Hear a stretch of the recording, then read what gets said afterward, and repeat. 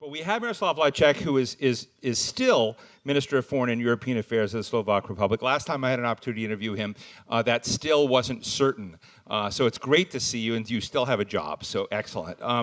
And Dan Fried, Ambassador Dan Fried, is the Weiser Family Distinguished Fellow at the Atlantic Council. Of course, the former Ambassador to Poland, former Assistant Secretary for Eastern European Affairs, kind of Mr. Europe for a while.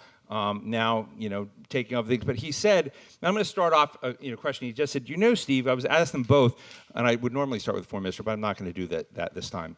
I'm going to ask you, you just said, hey, this last question in the description of what we're to be talking about is, what is the place of Central Europe in U.S. grand strategy? And you said, I wrote a whole book on that, so we should talk about it. And I want to ask, did anyone buy the book? My students at Warsaw University loved it. So I don't mean to be facetious in a sense that, like, my bigger point is I'm glad there's someone that is a repository of knowledge on this, but I want you to take it beyond the question of where it fits in U.S. grand strategy to how can you get more Americans today to read that book to understand the vital dimensions of it. So run with that. Okay, so my point was not the intrinsic importance of Central Europe, but that the way the U.S. treated Central Europe is an indication of how we treat of our grand strategy toward the whole world. And what I mean is this. When we thought of the world as undivided, when Wilson goes out to try to make the world a better place and have America get rich in the process, he includes Central and Eastern Europe as part of an undivided Europe.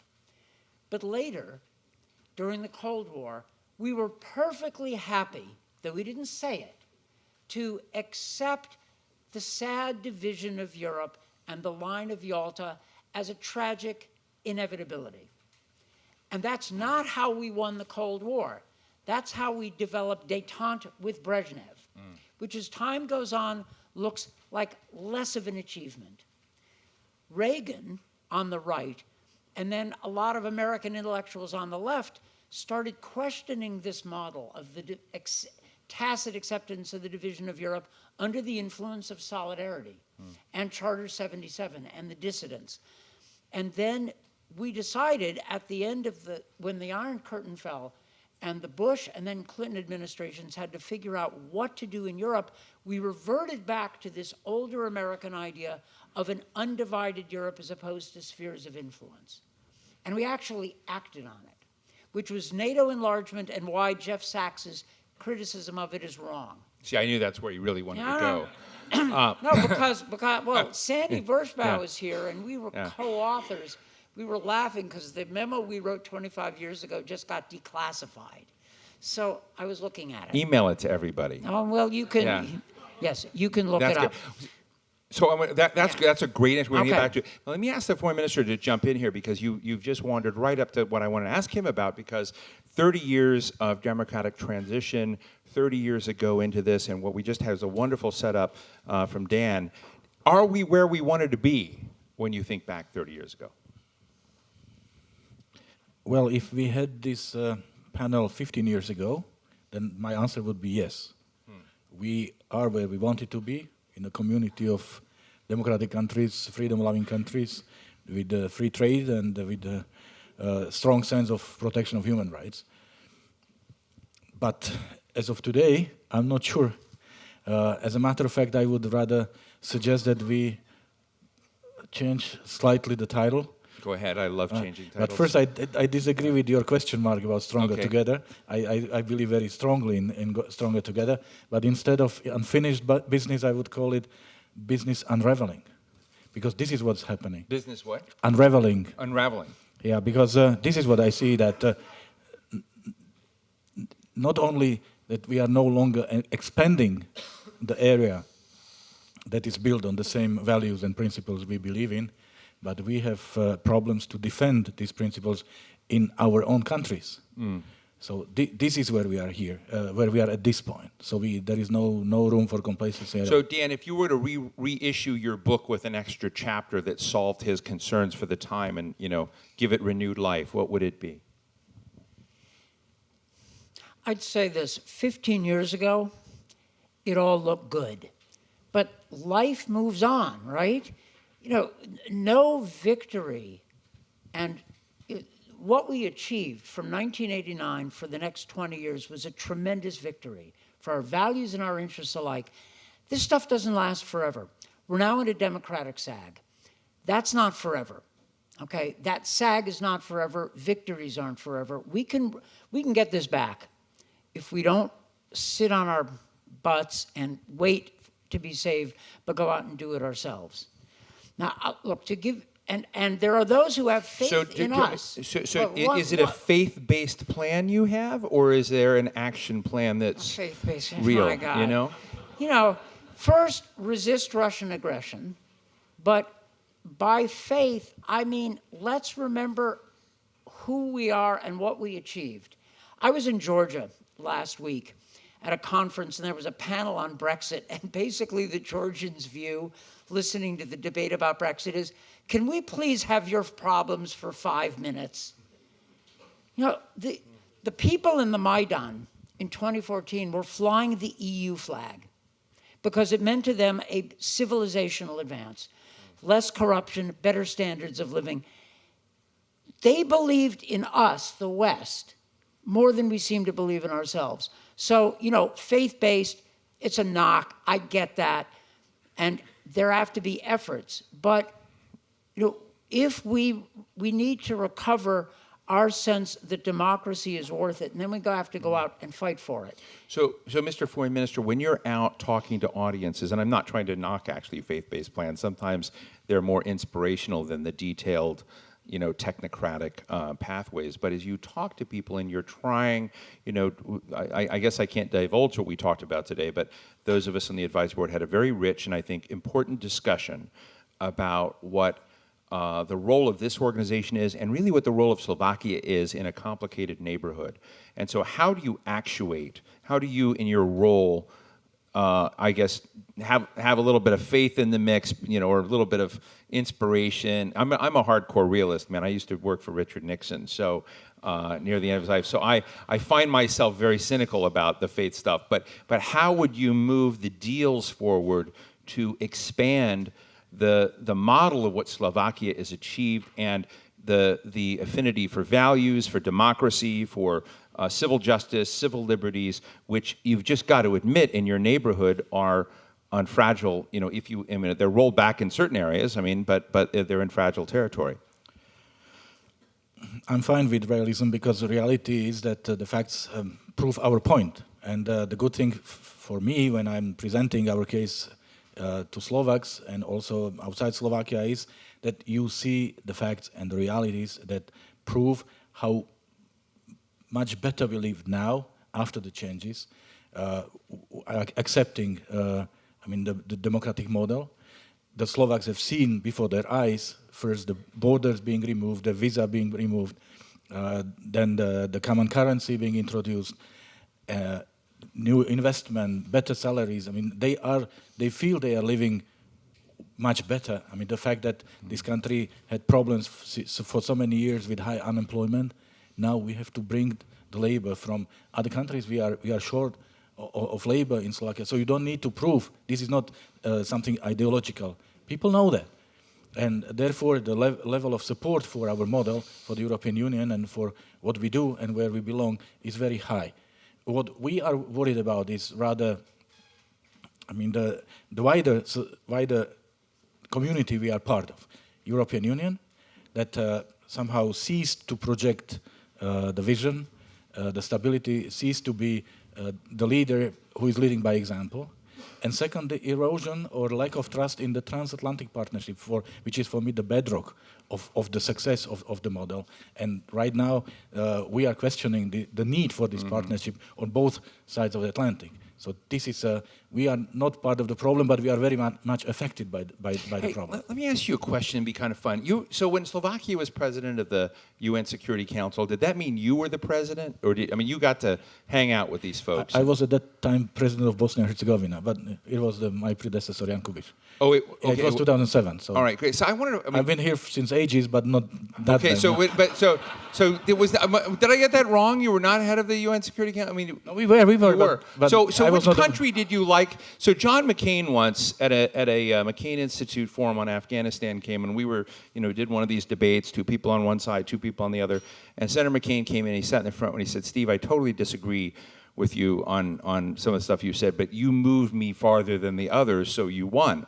That was the deal. You rather than who nationally won the debate, who moved your views. So I'm just interested in who most disappointed you that you worked with in the UN Security Council. Was it the United States because you had higher expectations of us? Was it Russia, but you had low? I mean, I'm interested in some gossip. I will share with you the overall feeling of the non-permanent members of the Security Council, which is that they are way less relevant than they think they would be. Who is this? The non-permanent members of the Security Council. Because then you realize that it's 15, but it's actually 5 who are cooking everything, and the 10 are asked to join in.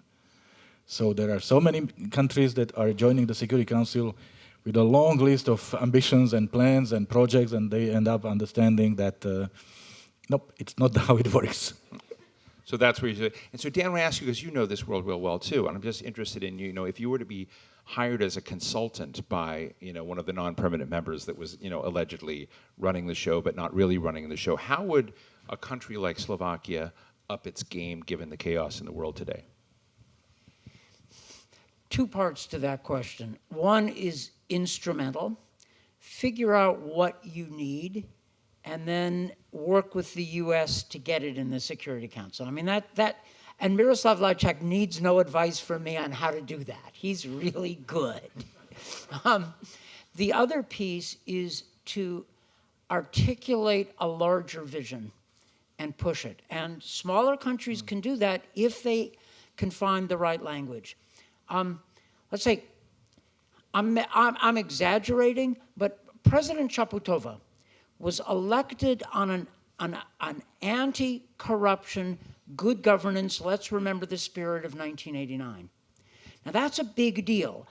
We're going to have to see what happens with the parliamentary elections, but I'm making this up. But if, in fact, Slovakia represents a kind of reaction against the nativist wave in Europe, that becomes a very big story. And that becomes a platform. And then if I'm the Slovak foreign minister, or if I'm the head of Globsec, I use that as a platform to make a larger point. All right? And I'm not saying this will happen, but I also believe that I'm not saying it'll happen this time, but I think it will happen eventually, because the Putin model, the model of corruption, cynicism, kleptocracy, disinformation, ultimately is not going to deliver anything for its people. And they're going to figure that out. They're going to wise up, and they're going to, and that autocratic kleptocracy is not going to last forever. So use the narrative of democratic success when it comes, and elevate your profile. So let's go a little bit further. May I add something? Yeah. Thank you for saying all these that you just said about Slovakia, and it's true. And I think he really meant them.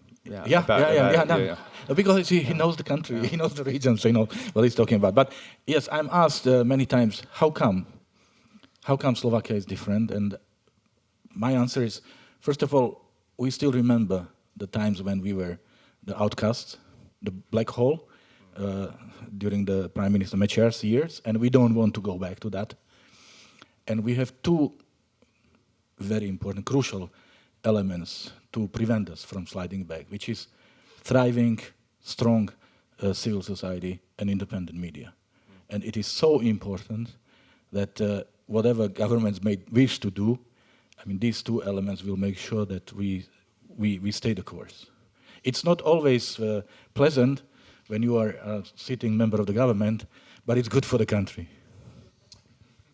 I want to take us a little bit further in what kind of world we're going to be looking at. Maybe 30 years out is too far when I think about these kinds of smartphones being around for 11 years. I mean, 11 years is just a blink of the eye, and look at how this has completely changed our world, our interaction with each other. It's been incredible. But looking at technology, some of the fights. And there was a great piece that ran, it was a very short piece. I don't know if some of you get Alan Murray's daily Fortune magazine essay. So he writes a CEO thing from Fortune, and it was about Huawei today. And he is in Hong Kong, where they met the CEO of Huawei in China, and the CEO of Huawei said, you know, maybe I ought to just license my technology, my super secret technology, and license it to another firm that's a global firm and whatnot, which would be a remarkable thing. It would solve a lot of problems if, in fact, you could believe this was true. They actually listed the chairman's email address in case anyone was interested in licensing this stuff in the piece. But while, you know, it raises this interesting point, because when you look at the platform of communications, technology, strategic competition, and whether it's US, China, whether it's Russia, whether it's Donald Trump holding up a photo of a Iranian rocket launch and saying, oh, isn't it too bad that happened, with the implication that somehow someone, maybe us, maybe the Israelis, maybe somebody else, installed malware that disrupted that. I just want to ask you whether you see in Eastern Europe, you know, there's incredible engineering talent, what that world looks like, and particularly NATO members. Right now, Belgium has made the decision to defy the United States in this pressure and to put a Huawei research center into Belgium and to say they're not walking away from that. I interviewed the foreign and defense minister there, Renders, who made it very clear, and NATO is hosted there. So I'm just sort of interested in technology and whether or not that is something we need to be pushing up more. Mr. Minister? Well, this is a very complex issue, because the fact is that the technology is advancing so fast that we are unable to respond adequately. So we are running behind. So are you pro-Huawei or anti-Huawei?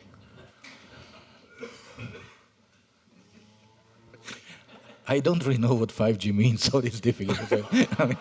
I mean, I hear, I read, and everything, but do I have my first-hand experience? I don't know. Maybe I do. I don't want to get you in trouble. Yeah. I don't know if you would have it tweetable. No. Foreign Minister of Slovakia says, I don't know what 5G means. Okay, you wanted us to be, I mean, to make jokes, so... No. Okay. No. Yeah. Of course, we are fully briefed by our US allies. Yes, exactly. No, my problem... I mean, my question with regard to this, I mean, technology then, is that it affects the democracy. And we don't know what to do with it. I mean, all the social media, everyone gets a platform. And these platforms are being used, I mean, to spread all kinds of ideas. The fact is that access to information has never been easier than it is now, and at the same time, people have never been more confused than they are now. And now, how to address it without putting limits on freedom of information, freedom of access to information, freedom of media? So I also think it's question. I want to get Dan in this too, of weaponizing it, right? So there's another great book that I'm in the middle of right now by Brad Smith, the general counsel and president of Microsoft, called Tools and Weapons. And Microsoft had walked away from China when it asked for help on facial recognition software. And he sort of tells that story, and he says, you know, the emerging set of technologies in AI, 5G, quantum computing are ones that can be used to radically enhance human life and human condition, and you know, attack waste and create all sorts of great net positive public goods. It can also be used to turn things around against people in many ways. And so, you know, I think it's out there, and I want to raise it because a lot of times in these forums we get stuck talking about present problems and not thinking about the near future. And I just wonder if this near future technologically is something we really need to think through a little bit more, particularly as we've seen, you know, GlobeSec is worrying about, you know, and Dan was talking today about the weaponization of disinformation, you know, which is a very big part of this. So I don't want to put more words into your mouth, but you should worry about this. We are really speaking about near future, because no one can predict what the world will look like in 30 years. I mean, we are trying to guess what it will be like in 5 years. Right. And again, I mean, how to limit, I mean, the information that is promoting fascism, you know, or hatred, and where is the where is the line of what is allowed, what is not allowed, and how our democratic system is based on completely different tools. political system is built on something else. So you don't need a political party, you don't need Right. structures, you don't need membership. You need good social network, Facebook, Instagram, and you can, I mean, get 20% in the parliamentary elections. Is it good for democracy or is it bad for democracy? So part of the mess we live in is exactly because of our inability to grasp what's happening and our inability to react, let alone to shape this process. I Dan? think the disinformation challenge is manageable. I think that first, all information technological revolutions have ushered in a period of temporary chaos. Gutenberg printing press, yeah, the Bible, but all kinds of inflammatory religious tracts that help fuel the religious wars. So, you know, the radio, yeah, in the hands of Roosevelt for fireside chats and in the hands of Goebbels. The daily newspapers, yellow journalism versus the New York Times. All true, but look at the intensity of times being squished. Yeah, but I think two things will happen. One, social resilience will take a while to develop. People will become discerning. Now, it's not going to happen by itself. We ought to be teaching media literacy in the same way you teach basic hygiene. You start it in grade schools. And regulation does not mean content control or state censorship. It means transparency and integrity on the internet. And those are concepts which are achievable. Not easy, but achievable. The larger question is and I'm with the minister here, what are the technological implications of 5G and the Internet of Things? And we don't know yet. But you asked about China, and implicit in your question is China's going to eat our lunch. Maybe, but I'm not willing to concede that authoritarianism is going to outlast democracy. I've been through periods where Americans were convinced Soviet communism was superior, the Sputnik fear, the 1970s. And in the late 1980s, the big book that everybody had to read was Paul Kennedy's book about American imperial overstretch. We had to come home. This was what everybody was reading in 1989. You know, whoops. It's not that I'm predicting everything's going to turn out fine. I am saying that it's a historical fact that declinism is an American intellectual tradition, and we should be wary. And I'm not convinced that the Chinese suddenly have the answer. Look, for the past, I'm no China hand, but when I talk to China experts, they point out that for the past generation or two, actually 2 generations, China's been moving in the direction of greater personal freedom within Communist Party control, which has gradually opened up more and more space for civil society and an independent economy. Xi is reversing that trend. How's that going to go over? The social credit system means you can't get a bank loan if you've irritated the local party boss. You know, the laws of technology change. The laws of basic politics do not. Belt and Road Initiative was going to eat our lunch, except if you pick up the newspapers or look on the internet, the Chinese have managed to alienate a whole bunch of African and Latin American countries through the debt traps and the exploitation. It's as if they picked up the worst features of American multinationals in the 70s. There'll be a reaction. And then we need to be there with a better system. We can't simply go back to the good old days, which is what drives me crazy about the culture of the Trump administration. He likes coal and steel. He likes the economy of the 1960s, and it's not coming back.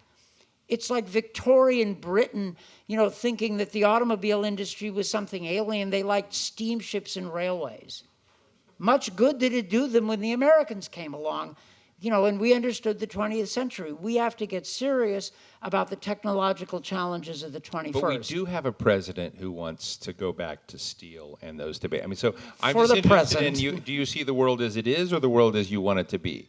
In the sense that, I think you've made some very powerful points, and I agree with many of them, but I'm just sort of interested in this question of, like, when we think about the things coming down the road, that we as partners within this league of nations that are trying to create more responsible stakeholding in the world, to create market economies, to secure democracy. There are a lot of disruptions coming down the pike. And so I threw technology out as one of these. And I myself worry that we're not getting ahead of that ball, that I worry a little bit that that the Chinese are playing their hand much better than we are. And I think they sometimes wish that we were playing a better hand than we are. I think many countries wish the United States was playing a better hand. If you go talk to the Japanese today, and they're looking at their region and North Korea and what it's misbehaving, they've having a nasty feud with South Korea that's kind of ripping out the phone lines and saying, we don't want to talk with you or share intelligence. It looks like the world's coming apart in Asia. And so the last equilibrium they had was very messy. If you can call that, before World War II. So I'm just sort of interested in, I worry that a lot of those rhymes with the past are coming back, and we're not getting ahead and thinking about it. So let me ask both of you in terms of what you think the disruptions are that are coming ahead that worry you, that keep you up at night. Add to my list of nightmares. Minister Lajcak. What worries me is that it seems that we have given up on the vision for a better world. We have given up on shaping the world according to the principles and values we believe in. So US is clearly promoting the philosophy policy which is based on national interests. It doesn't seem to be interested in transatlantic relations. When you compare how President Trump speaks about Chairman Kim and Chancellor Merkel, you don't really know who is the ally and who is the enemy here. And as for us, for the Europeans, we are projecting a message that I deeply disagree with, like, leave us alone because we are putting our house in order. We don't have this luxury. I mean, when 30 years ago, when we ended the communism and transformed our societies, we knew that we are welcome to join the European Union, to join NATO, provided we meet the conditions. And the EU was shining example of a model that we want to be part of. Right now, none of this is here. So do you feel ripped off? No. But EU is no longer that shining. Yeah, also thanks to us who joined the EU, unfortunately. And second, is no longer inviting others to join. But all these countries, I mean, if you want to, we tell them you should reform. Okay, how? Well, accept the European standards. And what will come after? Is it the membership? We can't tell. So are you going to introduce tough European reforms if there is no perspective of becoming the European country? I don't think so. So this is missing here.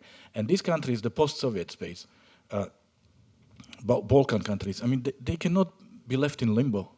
They have to be part of something. Same as Central Europe, we have to be part of something. We are too vulnerable being on our own. And we are not offering this alternative. So, Dan, before you jump in, I want to ask you to add an element here because, I think that you're exactly right. I think that aspiration, that conceptualization seems to be missing. And when we've achieved that in the past, how did we get it? We got it through disasters, crises, wars, horror. And I'm wondering if it's going to take a reminder of disaster, crises, horror, and war to get things that. Is there an earnest way, a straightforward way to walk back to where you want to go, or do you need the bank shot of having to bounce off of disaster? Okay, so I profoundly agree with what the minister said. Somebody asked me recently, why did I spend my whole career devoted to Central Europe? What's so important about it? And I had to think about that, but the answer is the Central Europeans appreciate democracy because they understood in immediate personal terms what the alternatives felt like. Spheres of influence, Nixon. Happily, I think you're Can't too blame young. me for that. You're too young to have really worked for Nixon, so it's not your fault. Last 2 years. He was still kicking, Spheres of influence look awfully good to the amateur. Yeah. But when they're put into practice, if I can be blunt, it's usually somebody else's citizens Right. who end up in boxcars going in the other direction. Okay? And Central Europeans know that. And it was Central Europeans who made the argument throughout the Cold War, but especially in and immediately after 1989, to the Americans, for God's sakes, people, don't screw it up again. We are going to act according to our best values, not our worst past practices. And for the whole generation after 1989, they pretty much did. You know, Mecher or no Mecher, that looks like an episode. Like, everybody can be, and the Americans reciprocated by acting according to our best traditions and strategic interests. The challenge you put, I agree with, and I think you put it the right way. Is it going to take another disaster, a kind of on the level of the 20th century, and I don't have to spell out what that meant, for us to get our heads screwed on right? There's another way to put it, but I won't. How much damage is going to be done while we're figuring this out? And the only, my cause for relative optimism is that we've been through bad periods before. The late 1970s, post-Vietnam War malaise. Americans of my generation remember this. We've been through this before. I hope that the price that we and others pay for our wandering in the swamp, and I say that as an American, but it also applies to a lot of European countries, I hope that that price is not too steep. But Central Europeans have acted often as the conscience of Europe, all right, in my experience. And they have also combined national patriotism with universal democratic values. And the two have to be combined. Without the nation, universality is a mere abstraction. But without universality, national patriotism degenerates into nationalism. The combination is important, but that's not me. That's 1,000 years of Western history speaking. Lessons learned the hard way.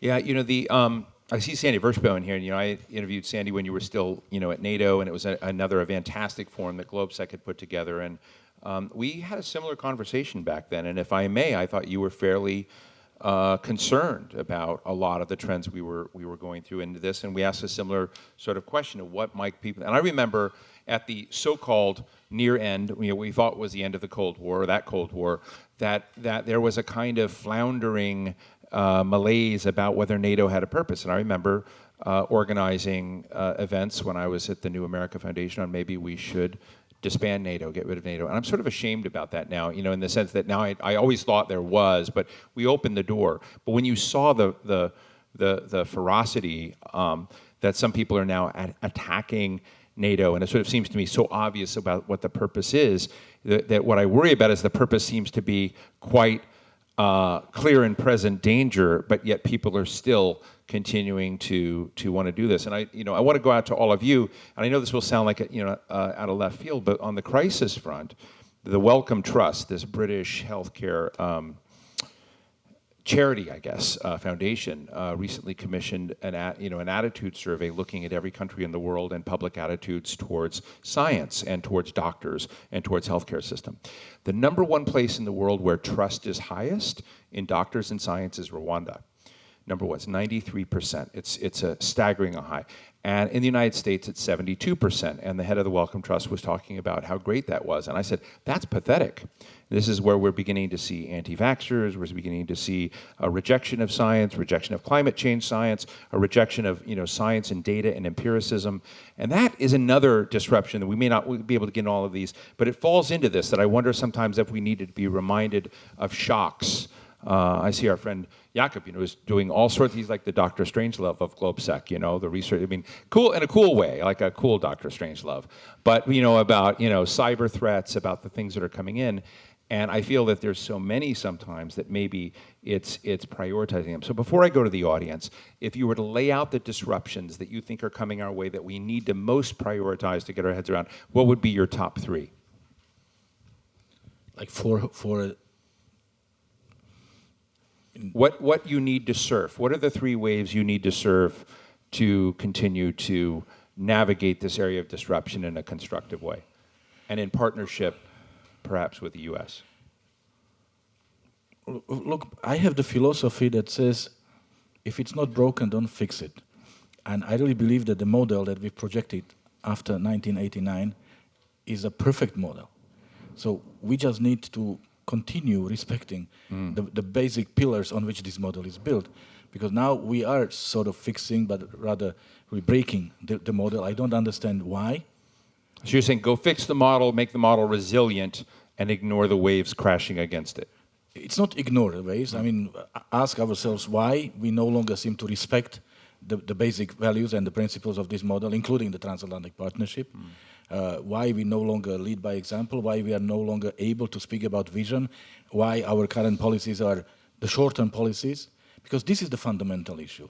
We more and more are talking to ourselves, and we tend to ignore that the rest of the planet is not listening, because we are not that attractive, or we don't seem to be that interested in them listening. So this is the problem, because I don't want to speak about terrorism or climate change unless we fix the basics. And this is what it is. I mean, who is shaping this world? Who is shaping the future of this planet? Is it us, that means US and European Union, or is it the Chinese, or is it the Russians? Because someone will do it. And we don't seem to be in the driver's seat right now. So this is what worries me. So that's your number one. What are your priorities, Dan? And then we're That's going to all number of you. one. Number two is... So the driver's seat. I'd rather have us than the great autocracies. But we got to where we are because of our own failings. We have to fix that. I don't want us to be in a defensive crouch or going back 30 years and extolling the virtues of what we did then. We need a new wave of fixing things and recognize what went wrong. And it's not one fix, it's a series of fixes. So we need to do that. And then my third worry is the X factor. You know, on September 10th, 2001, I had a whole other week in mind for myself. You know, I was working in the Bush NSC. You know, and then September 12th, I'm talking to Nick Burns about NATO's invocation of Article 5 in defense of the United States. Like, that hadn't been on my agenda. That hadn't been on my calendar. So what is it out there that's going to hit us? And to be ready, we'd better get our act together, which takes me back to Miroslav's point.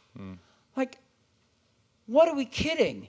You know, for all youth, when President Trump talks about the EU as an enemy, what? You know, compared to what? Kim Jong-un? Vladimir Putin? What, the Commission is, and the Council are difficult to work with? What, and the U.S. administration isn't? That's what you have an embassy, that's what you have a U.S. mission to the EU for. You know, pay a bunch of diplomats some money and have them figure it out. That's what it takes. It is a little bit like a weird movie. You know, you can imagine yourself waking up and seeing the President of the United States palling around with Kim Jong-un and say, how did we get there? You know, the sort of Rip Van Winkle. But I really appreciate it. Guys, this is the most fun discussion one could imagine discussing disasters that we could put together. But why don't I open up to the floor here and we can broaden the conversation. Yes, sir. Tell us who you are. And do we have mics go around? Okay, great. Hi, I'm Nick Dachikowski with the Charles Stewart Mott Foundation. My question is this: with all due respect, with the idea that we want to lead, and we have a model, but on the other hand, I understand there are troll factories in St. Petersburg, and Putin and others are doing whatever they can to undermine the kind of leadership that the West has been offering. On the other hand, the populism that we're seeing around the world is pretty closely correlated to economic inequality. Right. And so I'm thinking that we can't just go back to saying, well, we had it right and we have this good model, but we just haven't been selling it well enough. So can you please comment on that a little bit? Great And, question. oh, and quickly, what can Slovakia do as an example there? Because you know what sometimes we have is the people saying, "Oh, all you want is to go back to socialism," and trying to put us in this world that it's either socialism or capitalism. One is good, the other is bad. Slovakia has experienced a lot of both. So maybe you have some solutions to offer to the world to resolve the economic Great. inequality. Thanks for your great question. Yes. Miroslav? Yeah, obviously, one of the reasons why our system is eroding and people are losing the trust is that we, first of all, not everyone has been benefiting from what the country has been. So that people who feel being left behind are not eager to support. And so that means the issue of inequality is a very serious issue. Second, that we were not, first of all, unable to predict the big shocks and then not adequately reacting to them, like the financial crises or the migration crisis. So that means people started questioning also the system they were in. But the irony is that, yes, when I speak about Slovakia, I can clearly see that the level of support for Putin and for Russia went up in the last 5 years visibly. Does it mean Slovakia is considering quitting the European Union and joining the Eurasian Union? No. Does it mean that our young people want to study in St. Petersburg instead of studying in Western Europe? No, not at all. So that's really an irony. You enjoy the benefits of the system you are part of, and at the same time you seem to admire the system without willing to have anything in common with that. So, but again, what really works for us is to project, to give people hope. Because we seem to have really, I mean, we lost it. We no longer, it's all about short-term policies. It's all about immediate interests, national interests. Who speaks about vision? Who speaks about future? Who speaks about values? I mean, it's almost a forbidden word now, which is crazy. I mean, there is nothing to be ashamed of. On the contrary, so we really have to give people hope that the system knows what they need and system will deliver for them, will provide for them. Dan? Quick comment. Levels of inequality in the United States are now approaching the Gilded Age, which leads to the thought, well, how did they fix it then? I don't believe in socialism. It doesn't work. But I believe in progressivism, and that is not the contemporary definition, where progressivism means the hard left. It's the progressivism of Abraham Lincoln, who believed in public investment, right? Federal support for infrastructure and public education, even during the Civil War, one. And two, progressivism is Teddy Roosevelt, which meant the use of a democratic, modern, non-corrupt state to counterbalance the necessary but occasionally overbearing private interests. Antitrust was the big thing 120 years ago. What's the equivalent now? Now that's centrist, not leftist, but Jeff Sachs, I thought, nailed it both in 1989 and when he talked about it. But what he didn't say is that in parallel with the development of the free market economies that he helped unleash through his advice, the Poles and others developed modern regulatory institutions like bank regulators and a stock exchange to make sure that they didn't have immediate crashes and a repetition of the worst features of 19th century capitalism. So I know an uber wonk answer, I apologize for it, but if you want to go into the space of how to fix it, we have a set of answers, we need 21st century versions of them. I just want to say I love the question because it got down to the issues of what are the circumstances that others can either exploit or exploitable that are out there. And sometimes we need models that aren't necessarily obvious, not necessarily part of a national security discussion or even an economic one. I would just refer to you, I mean, I love the foundation you work for, but a Republican mayor of Oklahoma City, Mick Cornett, saw that Oklahoma City was being highlighted as one of the fastest growing cities in the country. It was also getting highlighted as one of the most obese cities in the country. Obesity was very, very high. And what he did was enabled in greater Oklahoma City area 40,000 people to get online across race and social class, and they collectively lost over 1 million pounds in weight. Why was it important? They became engaged in the city with walkability, with city infrastructure. There was more common concerns. And it sometimes raised this question. It eventually helps you then begin to solve the question of the wealth and those that feel demeaned.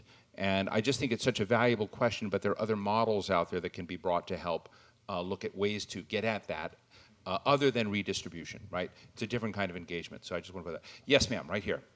Or both ma'ams. Hi, yes, both of you. But we're going to go lightning round too. So quick questions. Do we have a microphone to go over here? Because we've got millions of people watching online right now. Yes. Here we go. So I wanted to ask you about the refugee crisis. Certainly it's a huge problem in Europe. Right. And for better or for worse, we have it here because of the Central America and all of the difficulties. And it's so hard to turn our back on those people, but it's disrupting society in the country. So refugee crisis, and let me take a question right now because it's so convenient. Okay. I'm Wendy Lures, and I've been very involved in the region for many years. And I want to go back to the fact that neither the minister nor my dear friend Dan Fried have talked about managing to bring young people into this situation. And it has to be done from the foreign ministry, from everybody else. I did a lot of work in Kosovo and Serbia when you were the head of OSCE minister, and we know that those populations there are well under 25, and we know that the inequality that they're going to face and are facing now is going to create a tinderbox again. And so what I'd like you both to speak to, and Steve, you too, what are the mechanisms that can be done to take advantage of and engage those people who have been on the streets in Slovakia, on the streets in these other countries, creating change, and how many hundreds of thousands of them are down in Battery Park right now with Greta Thunberg and the others talking about climate change. So how do you have a practical way to bring those people in to have a positive outcome? Yes, how do you get a social compact with youth? I'm no politician, not going to be And also one. refugees. Yeah. Solve But- that. So can but you solve that- I both mean, in a minute? That's the political art. You need a politician able to attract that and channel it into programs. Okay, I don't have an answer for you. I'll allow as to the legitimacy and importance of the question. Lightning round. So, with respect to refugees, I have some sympathy for the Central Europeans they are national states. They've just regained their sovereignty, and I think that I agree with Merkel in most things, but in this one, I'm not sure I do. With respect to the United States, honestly, on my list of disruptive problems, people that walk 2,000 miles to reach the United States whose agenda is taking care of their family and getting a job, like that's not real high on my list of horrors. Okay? It is also a fact that I have to throw in that the rate of English language and cultural assimilation for Latinos today is almost identical to that of Sicilians and Southern Italians 120 years ago. And Irish. And Irish, and Chinese, and Jews, and Poles, and Slovaks, and everybody else. It's easier for America because we're not, in theory, we're not an ethno-state. It's harder in Europe. And so my sympathy for the nativists in our own country is under control. So Miroslav, refugees and youth. Well, when it comes to youth, we are struggling and failing. This is part of the problem, the disconnect between us and a young generation. I mean, my youngest daughter is 16, and she spends 24/7 looking at her or staring at her smartphone. This is the only source of information. For us, it's the phone. For her, it's everything. Do I know what she's watching? No, I don't. Would she tell me? No, she would not. Whoever has the access to our daughters is winning the young generation, and it's not us. When we spend hours in conferences and fighting over commas and replace this word by that word, we end up with a paper no one understands, not even us who are there, and we really believe that we will win the young generation with this. No, we will not. So this is really important. We have to be where they are. And as I said, we are failing. I mean, someone is winning because they are. There is a guy in Slovakia, a vlogger, who has the like 600,000 people, young people are watching. I mean, Slovakia is a country of 5 million. I've never heard his name, but he's influencing. I mean, 10% of my population. And I tried to watch one of his vlogs, and I could not. It was so banal. It was terrible, but this is what it is. So, I mean, the difference between the generations is way bigger than the number of years that differ us. So this is one of the fundamental issues, because when we speak about the future of the planet, I mean, this is the generation that will shape it. Now, are we able to shape the generation that is going to shape our planet? I'm not sure. On refugees and migrants, again, we are struggling and failing as well. I mean, my philosophy is that migration is a reality. It cannot be stopped. People have been migrating for ages and will continue migrating. That's clear. So we shall try to manage the process. But to allow everyone to come to Europe because of the higher living standards is not the management of the process to me. And the biggest irony that I've witnessed when it comes to migration is that 2015, when our Western colleagues were wearing badges, migrants welcome, and we were telling them, I was asking them, okay, fine, tell me how many. What's the absorption capacity? And they looked at me like, what language are you talking? I don't understand. I said, what's the level, what's the ability of their integration into our society? Are we building parallel societies, or are we trying to integrate them? If the latter, then we must know how many we can accommodate so that we can integrate them. And again, they didn't want to listen. And we were the bad guys. I was the bad guy. I mean, this was the most difficult part of my job ever outside of Slovakia. I mean, inside it was different. And now they are doing exactly what we were telling them 4 years ago, but they would never give us the credit. We continue being the bad guys. So that's also a fact of life. But no one is wearing these badges anymore. And unfortunately, I mean, it's really, we need to clearly distinguish between refugees whose life is in danger and people who are migrating because they want to live in better life and enjoy the social standards that only European Union can offer. But two days ago, President Macron, during his visit to Rome, said, we are very close to reaching an agreement on a compulsory redistribution of migrants. We are not even close. We are very far, and it will be a very difficult fight because it again ignores completely the fact that in Central Europe people are scared. I mean, 99% of population are against it. I am accused by part of our media and population labeled as someone who wants to bring migrants. And it's simply because I did not put my head in the sand. I'm saying the problem is there, so let's try to deal with it.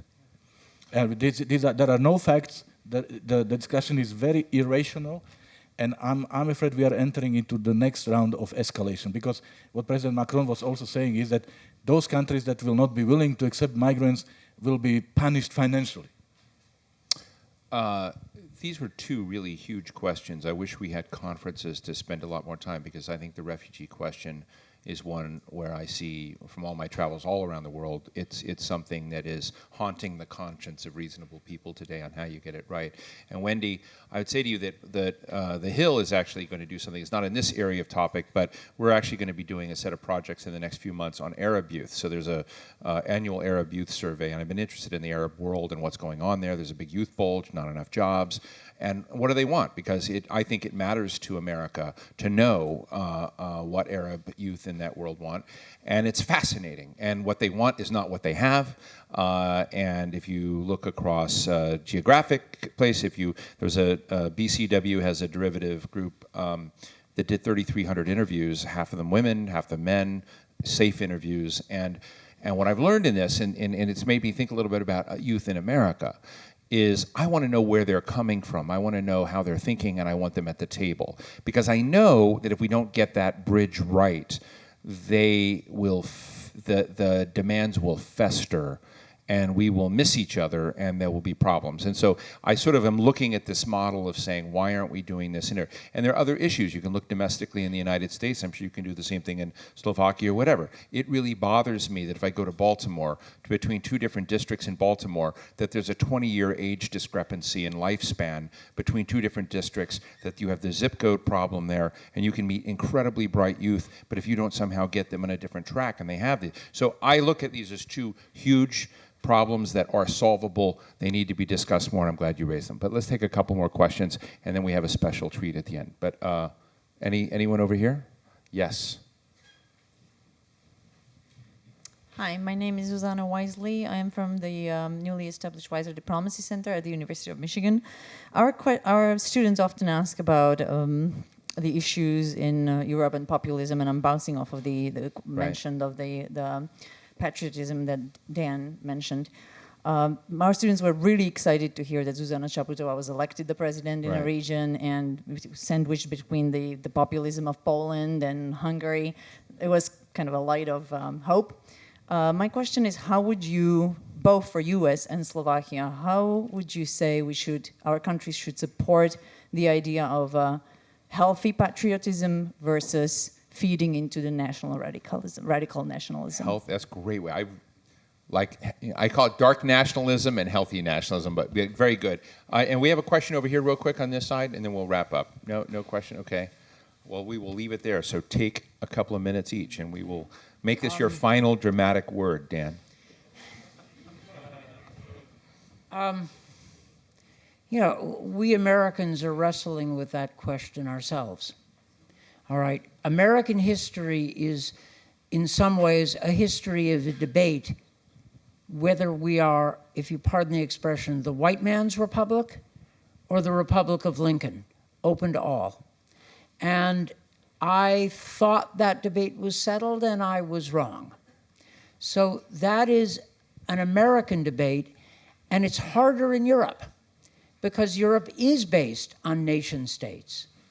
And national patriotism is a good thing, but as I said earlier, it is at its most compelling when it is linked with universal values. Easier said than done. But how do we do it? Well, articulate it. Speak to it. One of the things that frustrates me about the European Union is that it seems to regard patriotism as a kind of primitive, hairy reminder of our brutish past. The EU is a superior political organization because it was post-national, except that the EU does not, I love the EU, I'm a big Europhile, but it doesn't have the same kind of powerful political legitimacy as nations. But the nation alone, that gives us centuries of European history. Who wants that again? So I thought Macron was going to be the European who could articulate this kind of a vision. Maybe he still can be. But in my inadequate answer to Wendy Lures, I talked about, politics. But a politician is not a dirty word. A politician takes where people are and advances it. Lech Wałęsa in 1989 was a politician. And he knew that the moment was there for leadership. The bars of the cage are rusty. If I kick them, they're going to fall down and we're out of here. None of his advisors were as confident. That's politics at its best. And we need political leaders to define that space, and on both sides of the Atlantic. And, the bad news is we're not there. The good news is when we get there, and I think we will get our drive back, and we'll be okay. We, the democratic West, and the democratic world in general. Miroslav? Patriotism is a good thing, and you see that people love it, and the best proof is sports. In case of Slovakia, when you watch the Tour de France, just before the finish line, you see number of Slovakian flags, which is far greater than all the other flags together, because people are proud of Peter Sagan or ice hockey team. At the same time, speaking of the nationalism, a week ago, our national team played a match in Budapest, against Hungary, and during our national anthem, the entire stadium was booing our national anthem. This is not a patriotism. This is national, this is hatred. So how to promote the right one? First, it's the education. It's in the family, it's in the school. We are sometimes afraid of promoting patriotism in Slovakia. We are probably the most self-bashing nation I've ever seen, and I've seen many nations, but somehow it's almost forbidden to say something nice about your own country in your own country. And then, obviously, what helps to grow and promote healthy patriotism is for people to know that they are part of a just society and a successful country. Thank you. Minister Lajcak, Dan Fried, thank you very much. Wonderful conversation.